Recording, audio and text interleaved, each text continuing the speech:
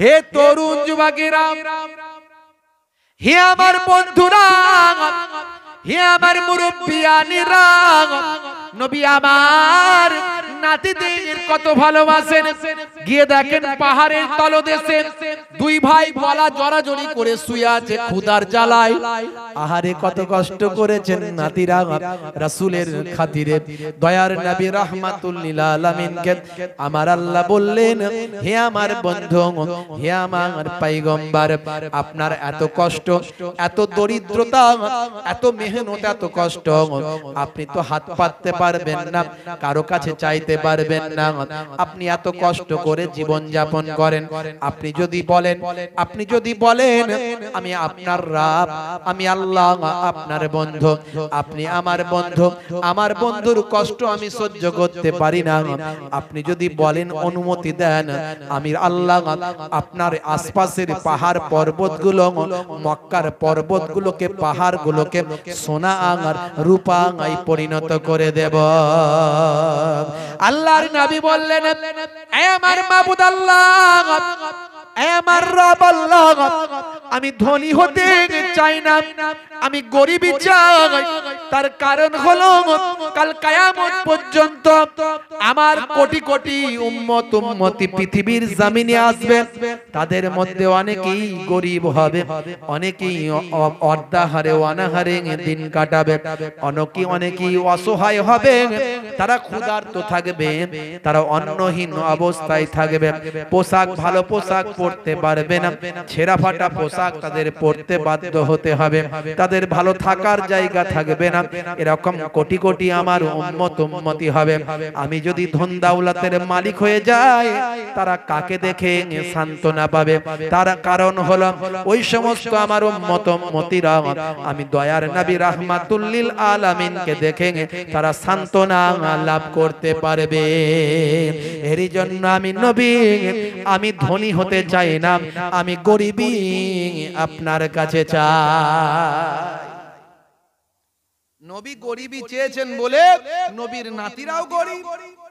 বুঝতে পারছেন ভাইরা আমার, তরুণ যুবকেরা আমার, মুরব্বিয়ানেরা আমার, রাসূল পাক সাল্লাল্লাহু আলাইহি ওয়াসাল্লাম নাতিদেরকে ভুলিয়ে ভালিয়ে চলো ঘরে, চলো বেটা ঘরে, চলো বাবু ঘরে, চলো আব্বু ঘরে, চলো আমার বেটা ঘরে, চলো আমার নাতি, আমার কলিজার টুকরা, আমার কলিজার ধন, বিভিন্ন ভাবে বুঝিয়ে নাতিদেরকে বলতে লাগলেন। নাতিরা নানার কাছে তো অভিমান করবি, যাব না নানা, যাব না, যাব না, না আমি যাব না, মা মেরেছে কেন, যাব না। আল্লাহর নবী চুমু চাটা খেয়ে সেই কলিজার টুকরা নাতিদেরকে বাড়িতে নিয়ে এসে তবে ক্ষান্ত হলেন। জোরে বলুন সুবহানাল্লাহ। বন্ধুরা আমার, তরুণ যুবকেরা আমার, হে আমার মুরব্বিয়ানেরা, একদিন কার ঘটনা, আল্লাহর নবীর কলিজার টুকরা নাতিরা বলে, নানা যান বাইরে দেখলাম বাচ্চারা ঘোড়ায় চড়ে ঘুরে বেড়ায়, আমাদের বড় ঘোড়ায় চড়ার শখ হয়েছে, আপনি আমাদের জন্য ঘোড়ায় চড়ার ব্যবস্থা করে দেন, আমাদের ঘোড়া কিনে দেন, আমরা দুই ভাই একটু ঘোড়ায় চড়ে ঘুরে বেড়াই। আল্লাহর নবী বললেন, নাতিরা, ও ভাই হাসান, ভাই হোসাইন, ও আমার কলিজার টুকরা নাতিরা, শুনে রেখে দাও, তোমাদের নানা জান ধনী ধনী ধনী হতে চান না, তোমাদের নানা জান গরিবী চেয়ে নিয়েছেন, তাই তোমাদের নানা জানের ঘোড়া কেনার পয়সা নাই। আজ আমি যদি তোমাদের জন্য নিজেই ঘোড়া হয়ে যাই, তাহলে তোমরা কি ঘোড়ায় চাপা আর শখটা মিটিয়ে নিতে পারো? দুইজন নাতি বলল, নানা জান ঠিক আছে, তাহলে আপনি ঘোড়া হয়ে যান।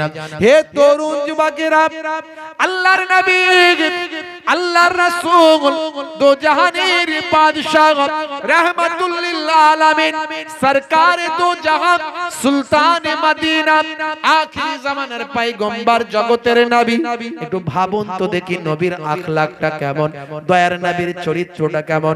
সারা পৃথিবীর বুকে মানুষ আজকে আখিরি জামানার পয়গম্বরকে নিয়ে আলোচনা করে, কেউ পক্ষে কেউ বিপক্ষে, হিংসুকেরা নিন্দুকেরা বিভিন্ন ভাবে নিন্দা খুঁজে বের করার চেষ্টা করে।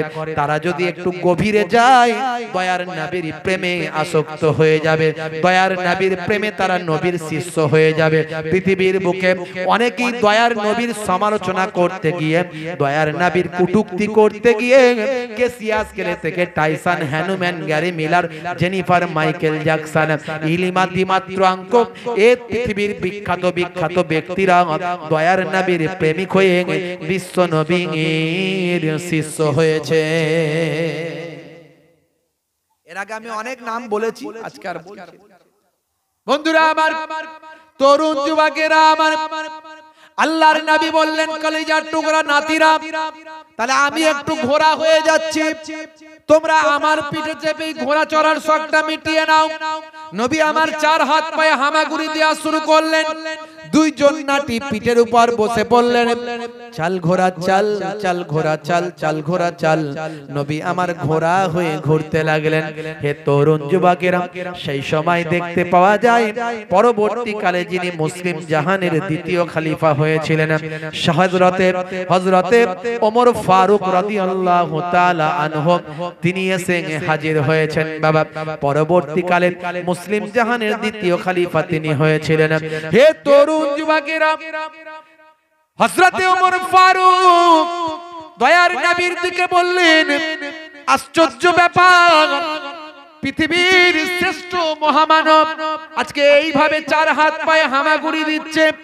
পৃথিবী যার জন্য অস্থির, চাঁদ সূর্যরা যার জন্য অস্থির, পাকা আকাশ পাতাল জমিন, পশু পাখি চাঁদ সূর্য যার কথা শোনে, বনের পশুরা যাকে সালাম দেয়, শুভেচ্ছা জ্ঞাপন করে, ধুলোবালি কাঁকড় গুলো যার সঙ্গে কথা বলে, সেই রাহমাতুল লিল আলামিন যখন রাস্তা দিয়ে যায়, আকাশের এক টুকরো মেঘ দয়ার নবীকে ছায়া করতে করতে যায়।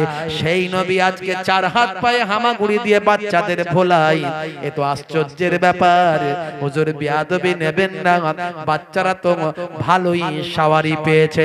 বলার সঙ্গে সঙ্গে নবী আমার নবুয়াতি চেহারা খানা নিয়ে বললেন, ও ভাই, ও বাবা ওমর ফারুক, ও ওমর, কথাটা একতরফা হয়ে গেল। শুধু সাওয়ারিটা ভালো বললে হবে না, বরং যারা সাওয়ারি হয়েছে, যারা সাওয়ার হয়েছে, তারাও আল্লাহর দরবারে ভালো। জোরে হবে না, জোরে হবে না। বন্ধুরা আমার, তরুণ যুবকেরা আমার, কি মহাব্বত নবী করেছেন, কি ভালোবেসেছেন। নবী আমার ওয়াজ করছেন, ওয়াজ। সোহাদা হুজুরদের আলোচনা শুরু তো করিনি, আমি শুধু ভালোবাসার কথা বলছি। যদি শুরু করি তো শেষ করা মুশকিল, বুঝতে পারছেন। আল্লাহর নবীর ইন্তেকাল হলো 632। 632 এর পরে নবী দুনিয়া ছেড়ে বিদায় নিলেন। হযরতে আবু বকর সিদ্দিক 2 বছর কিছুদিন খেলাফতি করলেন। হযরতে ওমর ফারুক হুজুর 10 বছর খেলাফতি করলেন। হযরতে ওসমান জিন্নুরাইন 12 বছর খেলাফতি করলেন। হযরতে আলী মুর্তজা কারামাল্লাহু ওয়াজহু 5 বছর কিছুদিন খেলাফতি করলেন। ওদিকে আমিরে মাবিয়া ছিলেন দামেস্কে। তিনি হযরতে আবু বকর সিদ্দিক সৈন্যদের সঙ্গে পাঠিয়েছিলেন, গভর্নরের সঙ্গে পাঠিয়েছিলেন। সেখানে গভর্নর ইন্তেকাল করার পরে আমিরে মাবিয়া হলেন গভর্নর। হযরতে ওসমান জিন্নুরাইনের জামানাতে পুরো দামেস্কের গভর্নর হয়ে গেলেন, বিশাল এলাকার গভর্নর হয়ে গেলেন। 4 খলিফার পরে তিনি খেলাফতি দাবি করলেন এবং সকলে মেনে নিলেন। এই নিয়ে কিছু বিতর্ক আলকা সালকা ছিল, কিন্তু সকলে মেনে নিয়েছিলেন। কারণ আমিরে মাবিয়াকে কিছু মানুষ কটূক্তি করে, কিছু মানুষ এজিদকে গালাগালি করতে গিয়ে, এজিদ সম্পর্কে কটূক্তি করতে গিয়ে আমিরে মাবিয়া হুজুরের সম্পর্কে কটূক্তি করে। মনে রাখবেন, আমাদের ঈমান, আমিরে মাবিয়া তিনি হলেন আল্লাহর নবীর সাহাবী। এই সাহাবীর খাতা থেকে তার নামকে কখনো কাটা যাবে না। কিছু মানুষ সাহাবীর খাতা থেকে আমিরে মাবিয়া হুজুরের নামকে পর্যন্ত কেটে দিয়েছে। মনে রাখবেন, আসহাবিকান নাজুম বিআইহিম ইক্তাদাইতুম ইহতাদাইতুম। দয়ার নবী বলেন, আমার সাহাবীরা হলেন আকাশের চন্দ্রের ন্যায়, যে কোনো সাহাবীকে অনুসরণ করবে আল্লাহর জান্নাত পেয়ে যাবে। শুধু তাই নয়, যে কজন কাতেবে ওহী ছিলেন, অর্থাৎ আল্লাহর কোরআনকে লিপিবদ্ধ করতেন, তার মধ্যে একজন হলেন হযরতে আমিরে মাবিয়া বিয়া, সে অল্প দিন হোক, কিছুদিন হোক, যতদিন হোক, আমিরে মাবিয়া হলেন, হুজুর হলেন একজন কাতেবে ওহী। তাই আমিরে মাবিয়া একজন যোগ্যতাপূর্ণ সাহাবী ছিলেন। ভাইরা আমার, কিছু বিতর্ক, কিছু ভুল বোঝাবুঝি, কিছু মনোমালিন্য থাকতে পারে, তার বদলে আমিরে মাবিয়া হুজুরের সম্পর্কে কটূক্তি করলে আমাদের ঈমান চলে যেতে পারে। এটা আহলে সুন্নাহ ওয়াল জামাতের উলামাদের আকীদা, সর্বোপরি মুজাদ্দিদুজ জামানের আকীদা। আমরা যারা ফুরফুরা শরীফ মেনে চলি, আমাদের আকীদা। ইয়াজিদ সম্পর্কে অনেক বক্তব্য আছে, কেউ বলে ফাসিক, কেউ বলে কাফের, ইমামদের মধ্যেও ইখতিলাফ আছে ইয়াজিদ সম্পর্কে। বুঝতে পারছেন ভাইরা আমার, তরুণ যুবকেরা আমার, মুরব্বিয়ানেরা আমার, তবে ইমাম হুসাইন হুজুরকে যারা শহীদ করেছে তাদের ঈমান তো থাকার কথা নয়। কারণ ভাই আমার, সেবাবুল মুসলিমে ফুসুকুন ওয়া কিতালুহু কুফরুন। আল্লাহর নবী বলেছেন, ঈমানদারকে গালি দেওয়া হলো ফাসিকি কাজ, আর হত্যা করা হলো কাফেরি কাজ, কুফরি কাজ। আর রাসূলের নামাসাকে, রাসূলের নামাসা, রাসূলের কলিজার টুকরা নামাসা, তাকে যদি কেউ আঘাত করে তার ঈমান নিশ্চয় থাকার কথা নয়। বন্ধুরা আমার, তরুণ যুবকেরা আমার, কথাই কথা বেড়ে যায় লম্বা চওড়া। হে তরুণ যুবকেরা, হে আমার বন্ধুরা, হে আমার মুরব্বিয়ানেরা, শুনে রেখে দিন বাবা, জেনে রেখে দিন বাবা, আল্লাহর নবী ওয়াজ করছেন। যখন ওয়াজ করতেন ভাই আমার, সাহাবায়ে কেরামেরা এমন ভাবে ওয়াজ করতেন, এমন ভাবে ওয়াজ শুনতেন, দয়ার নবী যখন জান্নাতের কথা বলতেন, যেন আল্লাহর নবীর সাহাবীরা চামড়ার চোখে আল্লাহর জান্নাত দেখতে পায়। আল্লাহর নবী যখন জাহান্নামের কথা বলতেন, সাহাবায়ে কেরামেরা এমন ভাবে ওয়াজ শুনতেন যেন চামড়ার চোখে জাহান্নাম তারা দেখতে পান। হে তরুণ যুবকেরা, সাহাবায়ে কেরামেরা যখন ওয়াজ শুনতেন, উড়ন্ত পাখিগুলো সাহাবায়ে কেরামদের মাথার উপর এসে বসতো, উড়ন্ত পাখিগুলো সাহাবায়ে কেরামদের ঘাড়ের উপর এসে বসতো। পাখি বুঝতে পারতো না কোন মানুষের ঘাড়ে মাথায় বসেছি, আর সাহাবায়ে কেরামরাও এত অধীর আগ্রহে ওয়াজ শুনতেন, তারা বুঝতে পারতেন না কোন পাখি আমাদের মাথায় ঘাড়েতে বসেছে। হে তরুণ যুবকেরা, এই রকম ওয়াজের পরিবেশটা ছিল। আজকে আমরা ওয়াজ কেমন করে শুনি, একটু বুকে হাত দিলেই চিন্তা করলেই পাওয়া যাবে। আমরা যদি মনোযোগ দিয়ে জীবনে ওয়াজগুলো শুনতাম আর সেগুলো যদি আমল করতাম, এক একজন আল্লাহর ওলি হয়ে যেতাম। কথা ঠিক না ভুল? আমরা সেইভাবে ওয়াজ মনোযোগ দিয়ে শুনি না এবং আমল করার গুরুত্ব আমরা অনুধাবন করি না। যদি করতাম তাহলে আমরা এক একজন আল্লাহর ওলি হয়ে যেতাম। আখেরি জামানায় অল্প ইবাদতে আল্লাহর ওলি। কথা ঠিক না ভুল? আপনি রাস্তাঘাটে তাকিয়ে দেখুন, রাস্তাঘাটে তাকিয়ে দেখুন, 100 জনের 95 জন নামাজ পড়ে না, তাহলে 5 জন যদি সহিভাবে পড়ে, 5 জনই আল্লাহর ওলি হয়ে যাবে। তাহলে তো জবানের দোয়া কবুল হবে, অল্প স্বল্প হলেও হবে। কথা ঠিক না ভুল? 100 জনের 95 জন নামাজ পড়ে না, 100 জনের 95 জন ভাই আমার অন্যায়, অশ্লীলতা, পাপ কাজে লিপ্ত আছে, অল্প হোক বিস্তর হোক, কম হোক বেশি হোক। তাহলে 5 জন যদি আমরা পুরোপুরি সম্পূর্ণ পাপ থেকে দূরে থাকি, অন্যায় থেকে দূরে থাকি, আমাদের জবানের দোয়া কবুল হয়ে যাবে। বাপেরা আমার, তাহলে আখেরি জামানায় ওলি হওয়া সহজ। দেখবেন স্কুলে আগের যুগে যারা 8 পাস, আগের যুগে যারা ক্লাস 8 পাস, এখনকার গ্রাজুয়েট পাস ছেলেদেরকে হিমশিম খাইয়ে দেবে। হাতের লেখা কি ভাই আমার, কত সুন্দর পড়ছে, কত সুন্দর বলছে, ব্যাখ্যা করছে। আর এখনকার গ্রাজুয়েট পাস করেও বাংলা ভাষা ঠিক করে বলতে পারে না। কোনখানে চলিত আর কোনখানে সাধু, কোনখানে তুমি আর কোনখানে আপনি লাগাতে হবে। কখনো একবার আপনি বলছে আপনি পানি খাবে, আপনি পানি খাবে কি রে, ভাষাই ঠিক নাই। বুঝতে পারছেন? কি পাস করেছো? বলে গ্রাজুয়েট পাস করেছে। ভালো পড়েছো তুমি, ভালো পড়াশোনা করেছো। বুঝতে পারছেন? বাপেরা আমার, তরুণ যুবকেরা আমার, হে তরুণ যুবকেরা আমার, হে আমার বন্ধুরা শুনে রেখে দিন বাবা, আল্লাহর নবীর সাহাবীরা ওয়াজ শুনতেন, ওয়াজ এমন ভাবে শুনতেন, হৃদয় লাগিয়ে শুনতেন ওয়াজ। বন্ধুরা আমার, তারা নামাজের এতটাই পায়রাবি ছিলেন, তারা রাসূলের সুন্নতের এতটা পায়রাবি করেছেন। রাসূল যেভাবে নামাজ পড়তে বলেছেন সেভাবে তারা নামাজ পড়েন, রাসূল যেভাবে সুন্নতটা আমল করতে বলেছেন সেভাবেই তারা সুন্নতটা আমল করে। আজকে এই পবিত্র আশুরার রাত্রি থেকে আমরা যদি প্রতিজ্ঞাবদ্ধ হয়ে যাই, আজ থেকে অল্প দিন আমাদের জীবন, বেশি দিনের জিন্দেগি নয়, জীবনটা বড় সংক্ষিপ্ত।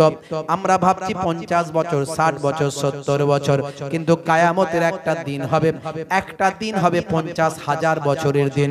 সেই একটা দিনের তুলনায় আপনি পৃথিবীতে 50 বছর, 60 বছর বেঁচে আছেন মানে কয়েক দিন কিংবা কয়েক ঘন্টা বেঁচে আছেন বাবা।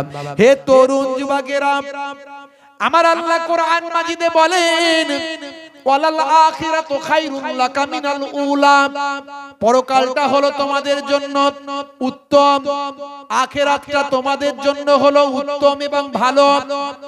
ভাইরা আমার, তরুণ যুবকেরা আমার, মুরব্বিয়ানেরা আমার, কোরআন মাজিদে অন্য জায়গায় আল্লাহ বলছেন, বাল তুসিরুনাল হায়াতাদ দুনিয়া ওয়াল আখিরাতু খায়রুন ওয়া আবকা, এই দুনিয়াটা হলো তোমাদের জন্য ক্ষণস্থায়ী, পরকালটা হলো তোমাদের জন্য চিরস্থায়ী। হে তরুণ যুবকেরা, সেই জন্য পরকালের কথা চিন্তা করো। ইমাম হুসাইন রাদিয়াল্লাহু তাআলা আনহু, ইমাম হাসান রাদিয়াল্লাহু তাআলা আনহু, সুহাদা কারবালা হুজুররা দুনিয়া থেকে পরকালকে বেশি গুরুত্ব দিয়েছেন। যদি দুনিয়াকে গুরুত্ব তারা দিতেন, বাঁচতে যদি বেশি দিন চাইতেন, তাহলে এজিদের বশ্যতা স্বীকার করতেন।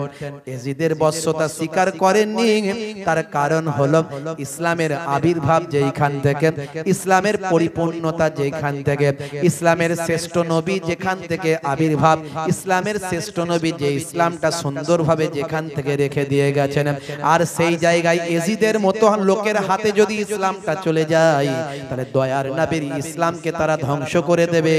এরই জন্য ভাই আমার, ইমাম হাসান, ইমাম হুসাইন হুজুররা এজিদের বশ্যতা স্বীকার করেন না। বন্ধুরা আমার, তরুণ যুবকেরা আমার, তাহলে তারা কিন্তু এই দুনিয়া অপেক্ষা পরকালকে গুরুত্ব দিয়েছেন বেশি। আর আজকের যুগে আমরা দুনিয়া দুনিয়া করে পেরেশান, আমরা পরকালের কথা চিন্তা করি না, কতদিন বাঁচবেন গ্যারান্টি নাই। হে তরুণ যুবকেরা, হে আমার বন্ধুরা, হে আমার মুরব্বিয়ানেরা, শুনে রেখে দিন বাবা, জেনে রেখে দেন, হে মুসলমান, এই দুনিয়া অপেক্ষা পরকালের চিন্তা বেশি বেশি করুন। নামাজটা ঠিকঠাক ভাবে পড়ার চেষ্টা করুন, নামাজের সময় হলে নামাজ ছেড়ে দেবেন না।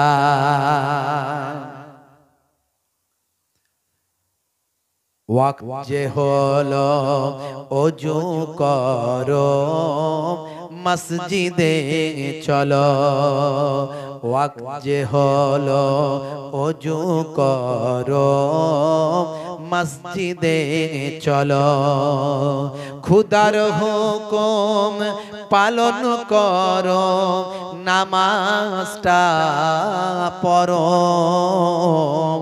ওয়াক্ত যে হলো ওযু করো, মসজিদে চলো। জোরে হবে না? জোরে হবে না? আর জোরে হবে না? दिन राते 5 वक्त नामाज পড়লে পাবে ভাই জান্নাত। दिन राते 5 वक्त नामाज পড়লে পাবে ভাই জান্নাত। জোরে হবে না?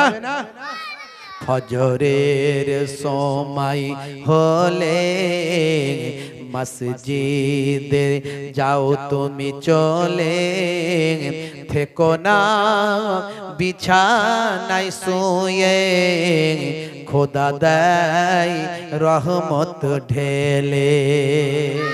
আরে জোরে হবে না? জোরে হবে না? ফজরের সময় হলে মসজিদে যাও তুমি চলে, থেকো না বিছানায় শুয়ে, খোদা দেয় রহমত ঢেলে।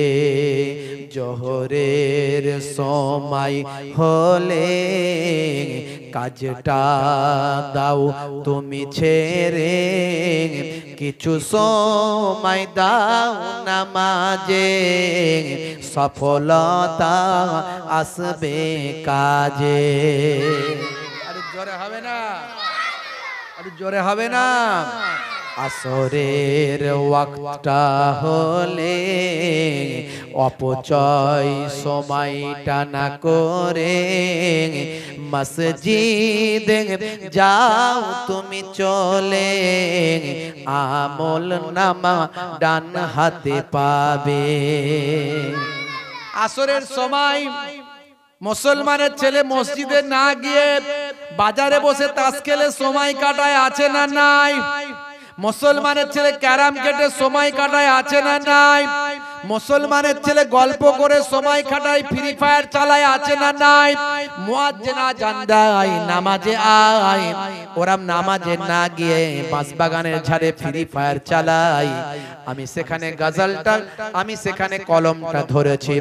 আসরের ওয়াক্তটা হলে অপচয় সময় না করে, মসজিদে যাও তুমি চলে, আমল নামা ডান হাতে পাবে। আরে জোরে হবে না।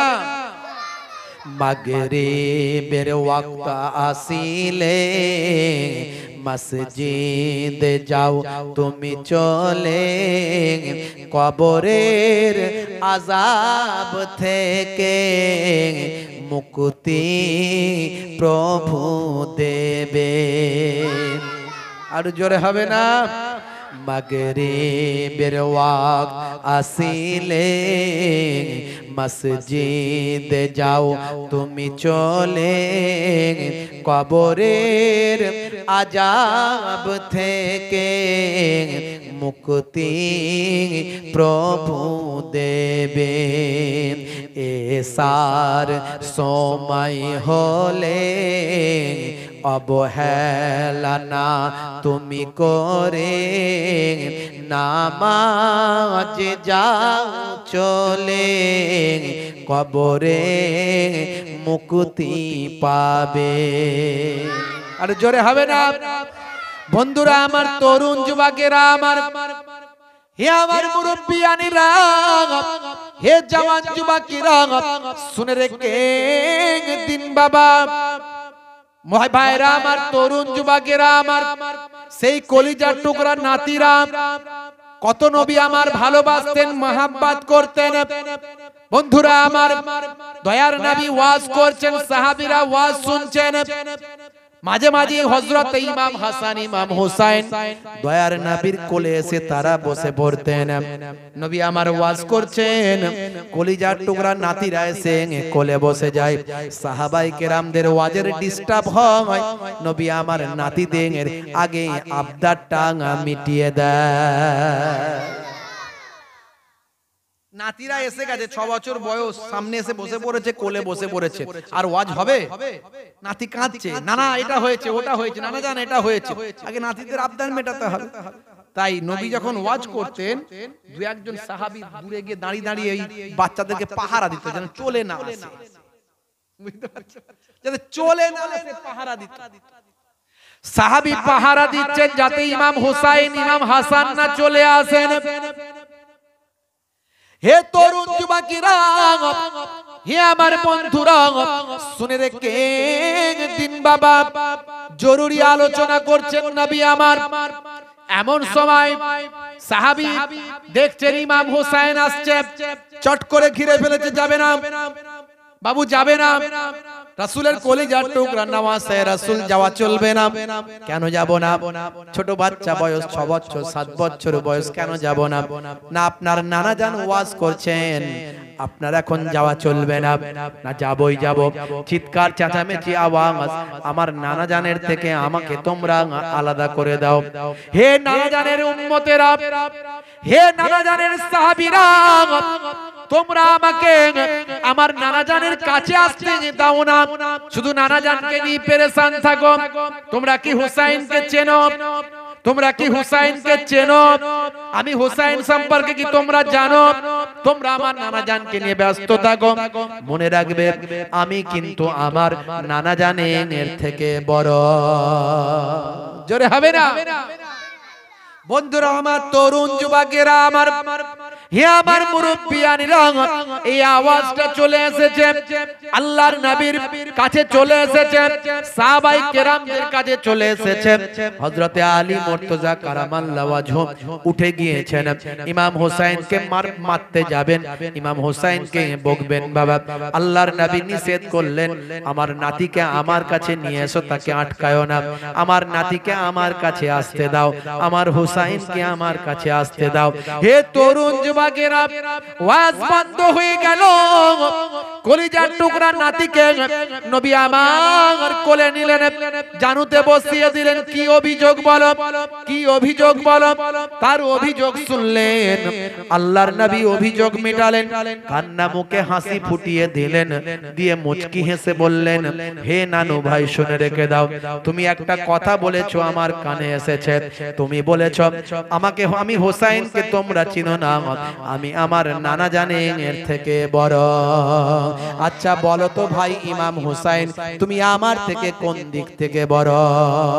ইমাম হোসেন হুজুর বলেছিলেন নানা জান। তাহলে শুনতে চান? বলে হ্যাঁ শুনবো। শুনবেন? বলে হ্যাঁ। আচ্ছা বলুন তো দেখি নানা জান, আপনার আব্বাকে, আপনার আব্বার নাম কি, আপনার আব্বার পরিচয় কি? না আমার আব্বা হলেন আব্দুল্লাহ, বাস এটুকুই। আপনার আব্বা আব্দুল্লাহ, আর কোন কি তার পরিচয় আছে? আর কোন কি তার বিশেষত্ব আছে? তার কি আর কোন বিশেষণ আছে?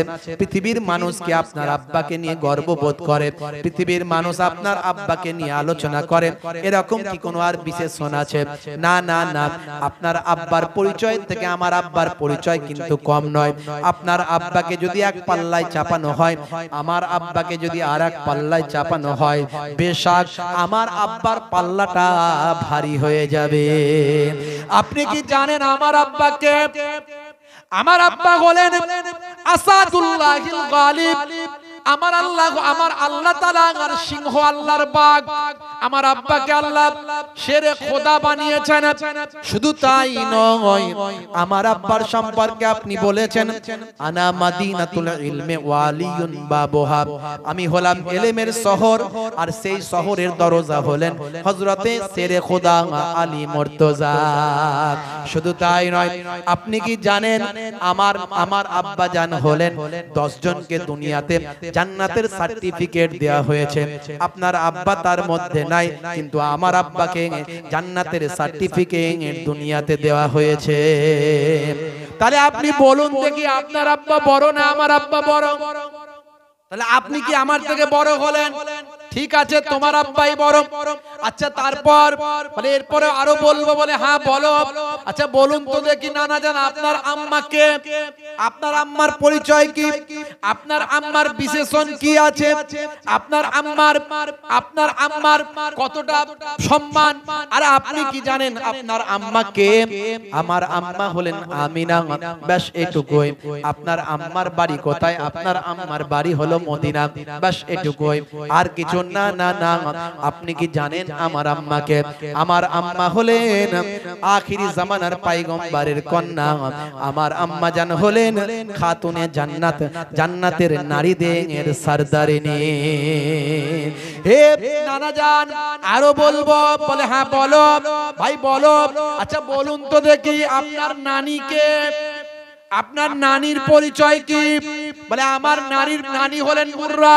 বলে কে চেনে, কে জানে আপনার নানির কোন বংশ, আপনার নানির কোন নিসবাত, আপনার নানির কোন যোগাযোগ, আপনার নানির কোন বিশেষণ? না না না।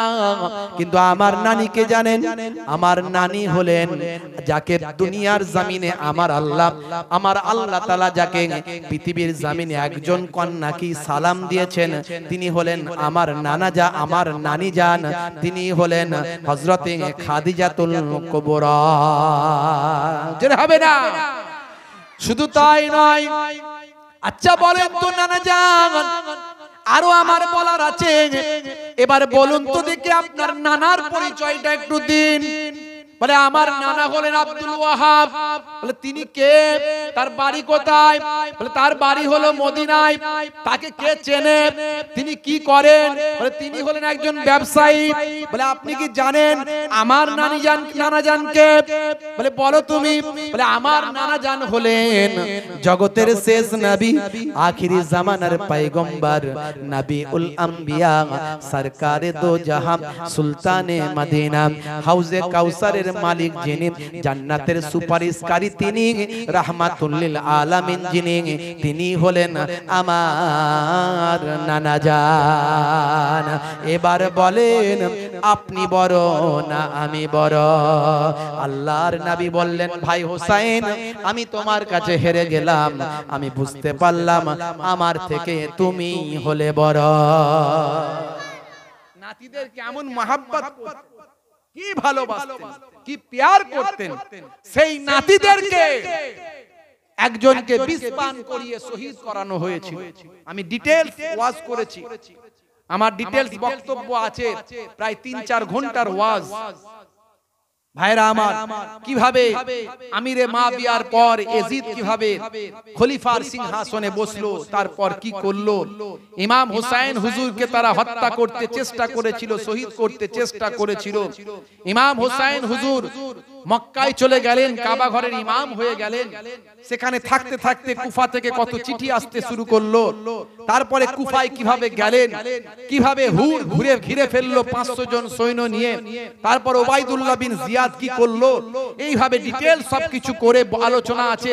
ফোরাত নদীর পানি আটকে দিয়ে ভাই আমার তরুণ যুবকেরা আমার একজন ইমাম হাসান রাদিয়াল্লাহু তাআলা আনহুকে বারবার বিস্ফোরণ করানো হয়েছিল, যার জন্য আল্লাহ রাব্বুল আলামিন জানিয়ে দিয়েছিলেন, ফেরেশতা জিবরাইল আলাইহিস সালাম বলেছিলেন আপনার বড় নাতি যখন ইন্তেকাল করবেন তার সারা শরীরটা সবুজ হয়ে যাবে, তারই বিনিময়ে আমার আল্লাহ তাআলা জান্নাতে একটা সবুজ বর্ণের বালাখানা রেখে দিয়েছেন।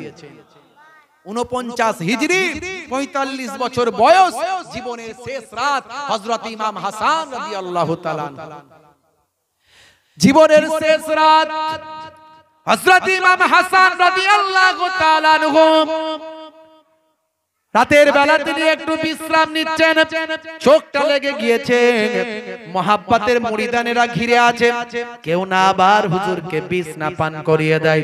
হে তরুণ যুবকেরা, কুজোর মুখটা সিল করা আছে যাতে কুজোর মুখে কেউ পানি না বিষ না ঢেলে দিতে পারে।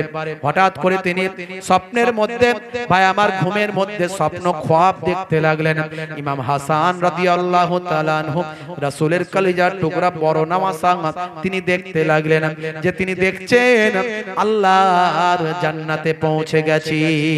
একটা চেয়ারে বসে আছেন নানা জান আখিরি জামানার পয়গম্বর, আর একটা চেয়ারে বসে আছেন আম্মা জান, আর একটা চেয়ারে বসে আছেন আব্বা জান।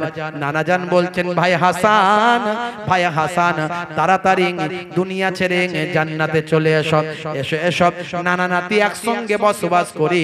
তবে মনে রাখবে তুমি আসার আগে তোমার উপর অনেক মুসিবত চলতে থাকবে, না সাবারি করবে না, ধৈর্য হারা হয়ে যাবে না, না শুকরি করবে না, না সাবারি করবে না, কারণ তোমাকে দেখিয়ে কাল কিয়ামতের দিনে আমি আমার কোটি কোটি উম্মতিদের নাজাত করাতে পারবো। বন্ধুরা আমার, তরুণ যুবকেরা আমার, স্বপ্ন ভেঙে গেল, পিপাসায় কাতর হলেন। অনেকবার বিষ পান করেছেন, এবারেও ভাই আমার দোস্ত আমার শরীরটা বড় কমজোর হয়ে গিয়েছে। ঘুম থেকে উঠে বললেন, কে আছো বাবা, একটু পানি পান করাও। যেই পানি কুজোর সিল কেটে পানি দেয়া হলো, দেবার সঙ্গে সঙ্গে বললেন, কি খাওয়ালে বাবা? কলিজা খানা চুরমার হয়ে গেল। এ তো একেবারে হলাহল বিষ খাইয়ে দিলে বাবা। সাহাবায়ে কেরামরা ভাই আমার মুহাব্বতের মুরিদানেরা বিচলিত হয়ে পড়লেন, অস্থির হয়ে পড়লেন। আমরা কুজো সিল করে রেখেছিলাম, তার মাঝখান থেকে কেউ কুজো পাল্টে নিয়েছে কিংবা বিষ ঢেলে দিয়েছে। হাই সর্বনাশ, কি হলো কি হলো? পাকাল মাছের মতো লাফাতে লাগলেন। ইমাম হুসাইন আমার ছোট ভাইকে তাড়াতাড়ি ডাকো। প্রত্যেকবারে বিষ পান করে নানা জানের রওজা পর্যন্ত গেছি, এবারে মনে হয় নানা জানের রওজা পর্যন্ত আর আমি যেতে পারবো না। হে তরুণ যুবকেরা, ইমাম হুসাইন হুজুর এলেন, বললেন, বড় ভাইজান আবার আপনাকে বিষ পান করালাম, আপনি অনুমতি দেন, আমি খবর নেব, তথ্য নেব, যাচাই বাছাই করে অপরাধীকে নিজে হাতে শাস্তি দেব। ইমাম হুসাইন হুজুরকে বললেন, ভাই হুসাইন সব নাসাবারি করবে না, নানাজানকে স্বপ্ন দেখেছি, নানাজান ধৈর্য ধারণ করতে বলেছেন, যদি আমি সুস্থ হয়ে যাই তার সঙ্গে বোঝাপড়া করব, আর যদি না সুস্থ হয়ে যায় তাহলে আমি আল্লাহর জমিন থেকে বিদায় নিলে তাকে আমি মাফ করে দেব। যাও যাও, আমার নানা নানি জান হায়াতে আছেন, জিজ্ঞাসা করো, যদি আমার ইন্তেকাল হয়ে যায় নানা জানের পাশে কি রওজাটা করা যাবে?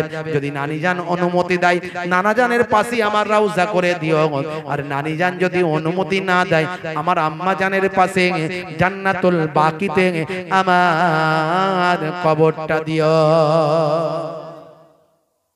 জীবনের শেষ রাত স্বপ্ন দেখে তিনি শেষ নিঃশ্বাস ত্যাগ করেছিলেন, ইন্তেকাল করেছিলেন।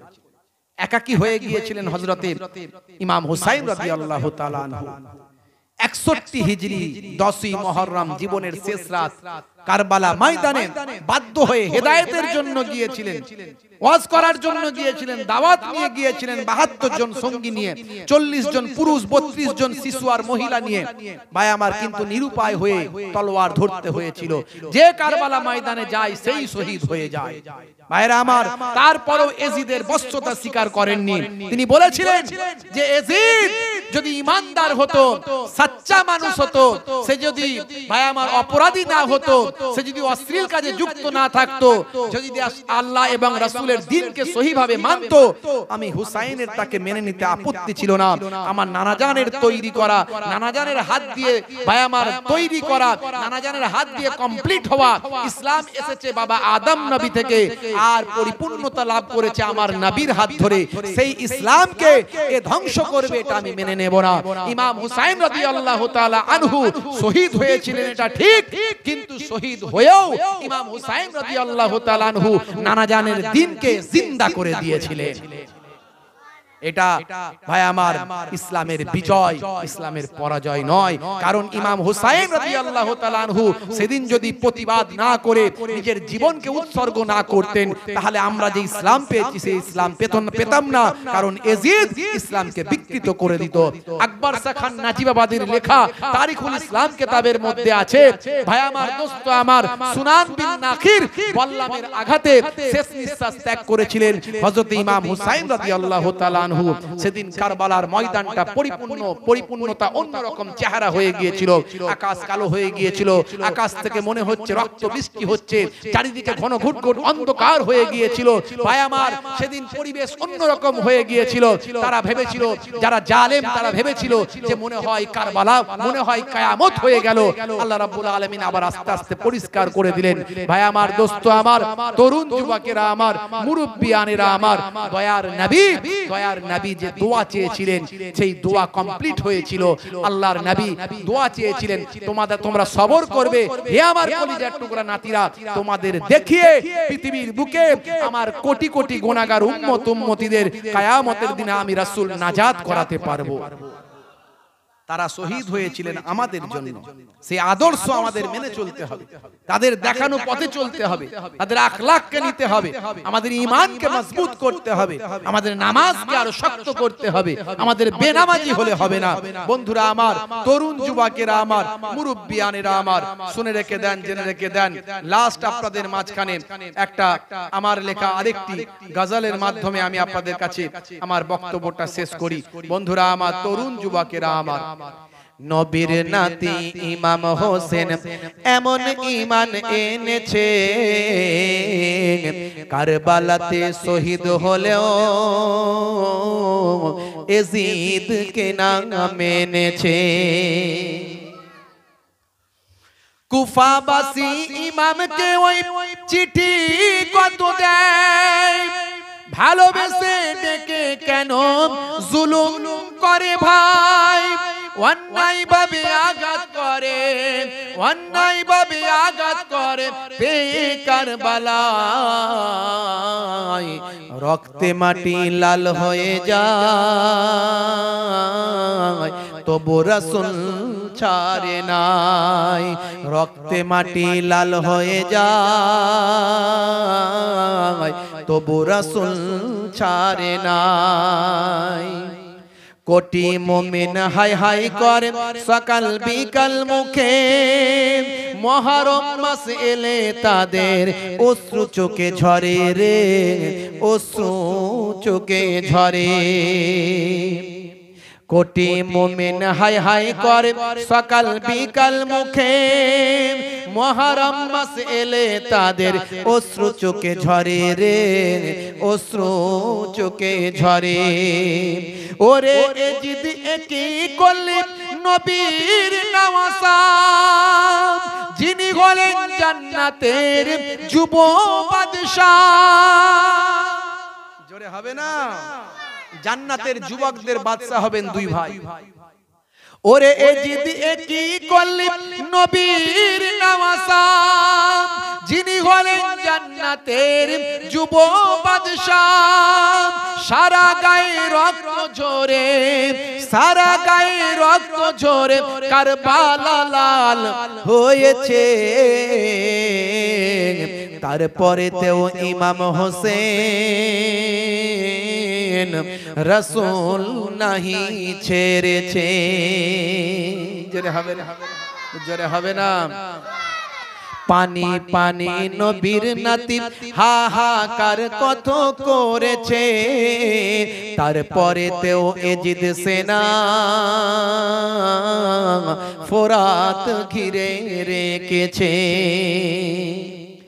2.5 বছর ইমাম ছিলেন আজগার পেরেশান, মাতৃদুগ্ধ শুকিয়ে গেছে সন্তান নিয়ে যান।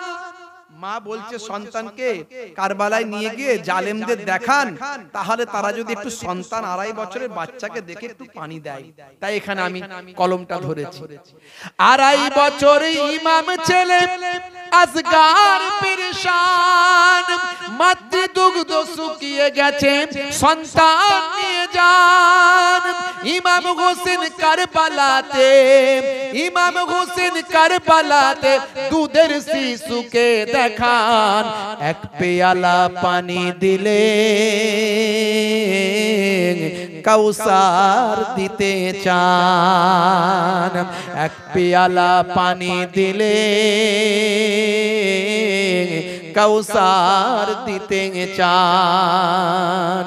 কোন দয়া হলো না দেখো এজিদ সৈন্যদের, পানির বদলে তীর দিল এক আজগারের বুকে রে, আজগারের বুকে রে। কোন দয়া হলো না দেখো এজিদ সৈন্যদের, পানির বদলে তীর দিল এক আজগারের বুকে রে, আজগারের বুকে রে। চিৎকার দিয়ে সন্তান তখন কেঁদে যারে যার, চিৎকার দিয়ে সন্তান তখন কেঁদে যারে যার। রক্ত মাখা ছোট্ট দেহ নিস্তেজ নির্বাক, চিৎকার চিৎকার দিয়ে আসগার তখন কেঁদে যারে যার রক্ত মাখা ছোট্ট দেহ নিস্তেজ নির্বাক অশ্রু চোখে ইমাম ফেরে অশ্রু চোখে ইমাম ফেরে স্ত্রীকে বলে তার পানির বদলে তীর মেরেছে সন্তান নাই তোমার পানির বদলে তীর মেরেছে সন্তান নাই তোমার নবীর নাতি ইমাম হোসেন এমন ঈমান এনেছে কারবালাতে শহীদ হলেও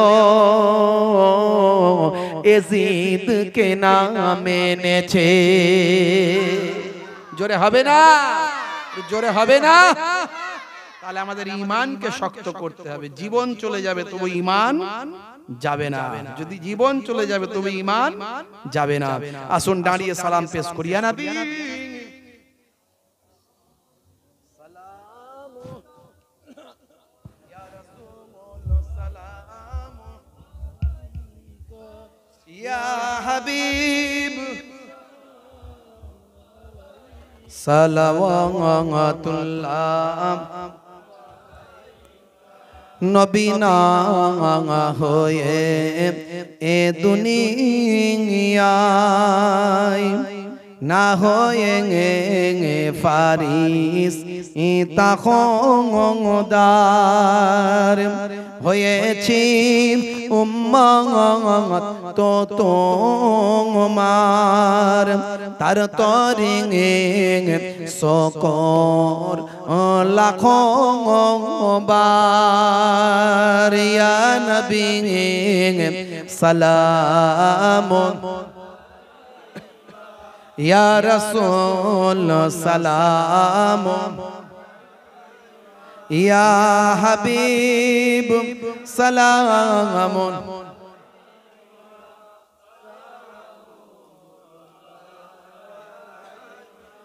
করিতে ইসলাম মেরে